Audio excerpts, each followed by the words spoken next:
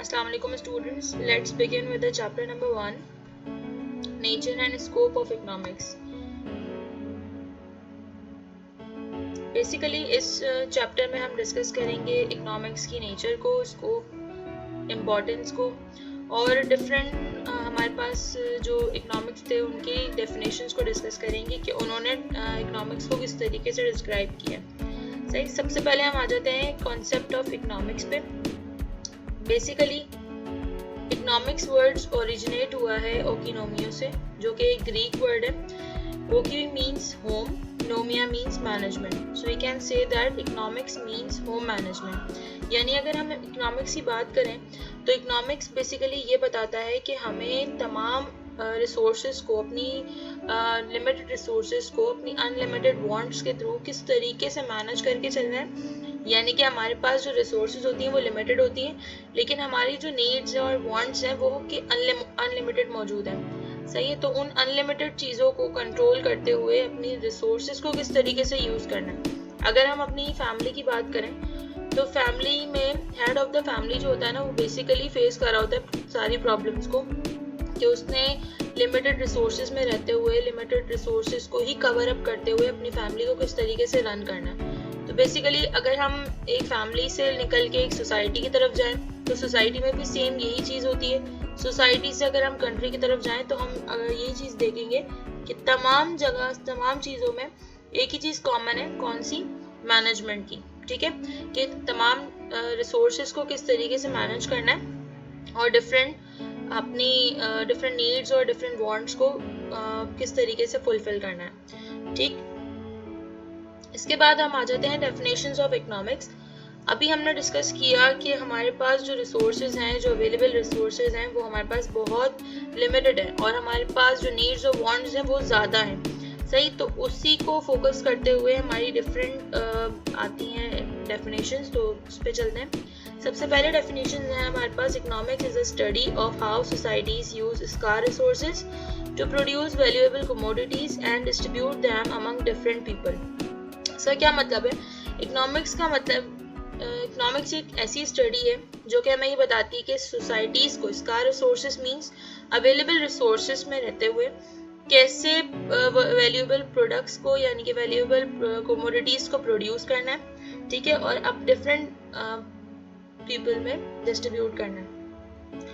सही, इसका मतलब क्या है? इकोनॉमिक्स के पास तमाम मैनेजमेंट है कि हमारे पास जो रिसोर्सेज हैं उनको किस तरीके से प्रोडक्ट में कन्वर्ट करेंगे, कन्वर्ट करने के बाद डिफरेंट लोगों तक पहुंचाना है। यानी कि अगर हम बात करते हैं तो इसमें डिस्ट्रीब्यूशन भी आती है और इसमें मैन्युफैक्चरिंग भी आती है और इसमें यूजिंग भी आता है कि हम लोग जो हमारी लिमिटेड चीज़ें हैं, हम लिमिटेड रिसोर्सेज हैं, उनको किस तरीके से कंज्यूम करेंगे या कंजम्पशन पे बात करेंगे। ठीक है, सेकेंड डेफिनेशन आती है, economics is the science of economics activities, which means that how man manage to satisfy his unlimited wants with the help of his scarce resources.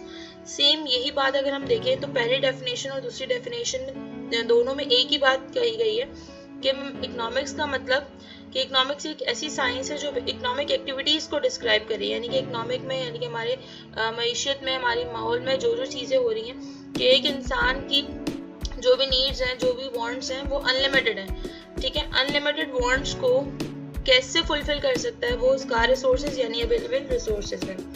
Third definition हमारे पास आती है, economics is the social science that studies economic activities. यानी कि एक economics social science की category में जो कि इकोनॉमिक एक्टिविटीज को फोकस कर रहे हैं। सही है, यानी कि प्रोडक्शन, इकोनॉमिक्स में अगर हम बात करें तो प्रोडक्शन से लेकर कंजम्पशन ऑफ गुड्स और कंजम्पशन ऑफ गुड्स से लेकर ट्रांसफर ऑफ वेल्थ तक हम बात करते हैं, तो ये तमाम चीज़ें किस में आ रही होती हैं? ये तमाम चीज़ें आ रही होती हैं इकोनॉमिक्स में। यानी इकोनॉमिक्स एक्सप्लेन करती है हमें कि पीपल, एक आम इंसान, वो मार्केट से किस तरीके से इंटरेक्ट होता है और अपने गोल्स को किस तरीके से अचीव करता है। इसके बाद हम आ जाते हैं क्लासिफिकेशन ऑफ इकोनॉमिक्स पे। क्लासिफिकेशन ऑफ इकोनॉमिक्स में अगर आप देखें तो दो क्लासिफिकेशन नज़र आती हैं आपको, माइक्रो इकोनॉमिक्स और मैक्रो इकोनॉमिक्स। ठीक है, माइक्रो इकोनॉमिक्स नेम से ही जाना जा रहा है कि माइक्रो मीन्स स्मॉलर स्केल और मैक्रो मीन्स लार्ज स्केल। ठीक है, बेसिकली माइक्रो और मैक्रो इकोनॉमिक्स का वर्ड जो है रेगनर फिस्कर ने यूज़ किया था 1933 में। उससे पहले क्लासिफिकेशंस जो है इतनी ज़्यादा मौजूद नहीं थी इकोनॉमिक्स में, ठीक है। दो मेजर क्लासिफिकेशन आती हैं इकोनॉमिक्स में, वो कौन सी हैं, माइक्रो और मैक्रो। अच्छा जी, तो नेक्स्ट आ जाता है हमारे पास micro economics. Micro economics basically word derive हुआ है माइक्रो ग्रीक लेटर से, ठीक है, जिसका मतलब है स्मॉल और मिलीनियन पार्ट, ठीक है। अच्छा, इसमें हम डिस्कस कर रहे होते हैं, इसमें एनालाइज कर रहे होते हैं किसी भी स्मॉल स्केल पर बिजनेस, किसी भी स्मॉल फर्म को डिस्कस कर सकते हैं, उनके डिसीजन मेकिंग को डिस्कस कर सकते हैं, या फिर हम इंडिविजुअल के डिसीजन मेकिंग को हम डिस्कस करते हैं, ठीक।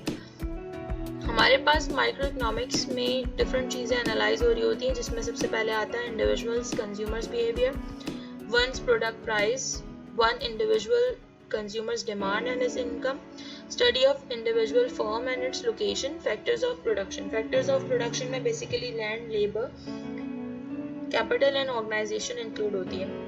अच्छा, इसमें हम क्या डिस्कस कर रहे होते हैं, इसमें हम डिस्कस ये कर रहे होते हैं कि किसी भी एक कंज्यूमर का बिहेवियर क्या है, उसकी डिमांड क्या है, ठीक है, और वो किसी भी प्रोडक्ट को कंज्यूम कर रहा है तो उसकी प्रोडक्शन और कंजम्पशन से रिलेटेड तमाम डिटेल्स क्या है, किसी भी सिंगल प्रोडक्ट की प्राइस क्या है, उसकी प्राइस अगर बढ़ती है तो क्यों बढ़ती है, उसकी प्राइस कम हो रही है तो क्यों कम होती है, उन तमाम चीज़ों से रिलेटेड जितनी भी डिस्कशन होती है वो हम सब कंसीडर कर रहे होते हैं किसमें, माइक्रो इकोनॉमिक्स में, ठीक। अच्छा, इसके बाद हमारे पास चीज़ें आ रही होती हैं माइक्रो इकोनॉमिक्स में। बेसिकली माइक्रो इकोनॉमिक्स एक पजल के स्मॉल पार्ट्स होते हैं, और अगर हम पजल को कंप्लीट करते हैं तो वो कंप्लीट पिक्चर जो बनती है that shows a macro economics, यानी जो कंप्लीट पिक्चर जो शो करती है, जो ह्यूज अमाउंट में चीज़ें शो करती है, वो हमारे पास चले जाता है किसकी तरफ, मैक्रो इकोनॉमिक्स की तरफ। तो अगर हम इस माइक्रो में बात करते हैं तो माइक्रो में स्मॉलर पार्ट्स डिस्कस होते हैं, जबकि मैक्रो में हम डिस्कस कर रहे होते हैं मेजर पार्ट्स को, ठीक। इसके बाद हम माइक्रो इकोनॉमिक्स में आते हैं। तो माइक्रो इकोनॉमिक्स में बेसिकली क्या डिस्कस हो रहा होता है कि इंडिविजुअल और बिजनेसमैन का डिसीजन मेकिंग क्या है, उनकी कोई भी चीज़ को बाय करना, सेल करना, या किसी भी इकोनॉमी में किसी भी चीज़ को प्रोड्यूस करने से रिलेटेड जो भी थ्योरीज हैं उन पे मेजर पार्ट्स कौन से हैं, ठीक है। अच्छा, तो और इसमें क्या चीज़ें आ रही होती हैं, इसमें इंटरेक्शन आ रहा होता है कि कंज्यूमर और प्रोड्यूसर का इंटरेक्शन क्या है, कि अगर कंज्यूमर कोई चीज़ कंज्यूम कर रहा है तो उसकी उस प्रोडक्ट के लिए कितनी डिमांड मौजूद है, और उसकी उस प्रोडक्ट से रिलेटेड कितनी सेटिस्फेक्शन मौजूद है। हमारे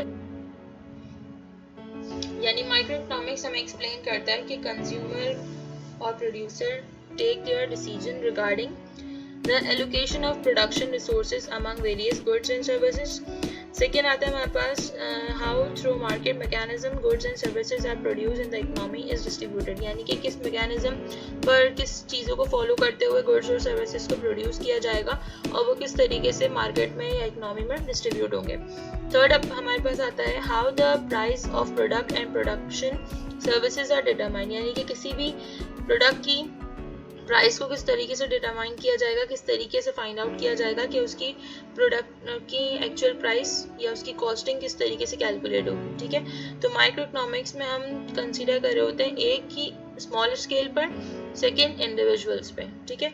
micro economics is also known as price theory, यानी कि हम माइक्रो इकोनॉमिक्स को प्राइस थ्योरी भी कंसीडर किया जाता है, बिकॉज कि एक इंडिविजुअल की अगर हम बात करते हैं, अगर हम कंप्लीट प्राइसिंग की बात करें, कंप्लीट इनकम की बात करें, तो वो हमारा ह्यूज पार्ट चला जाता है, वो चला जाता है हमारे पास किसमें, मैक्रो इकोनॉमिक्स में। जबकि हम अगर माइक्रो इकोनॉमिक्स की बात करते हैं तो माइक्रो इकोनॉमिक्स को सेकंड नेम जो कहा जाता है वो क्या कहा जाता है, प्राइस थ्योरी। प्राइस थ्योरी इसीलिए कहा जाता है क्योंकि ये एक इंडिविजुअल प्रोडक्ट, इंडिविजुअल को कंसीडर करते हुए फोकस की जाती है।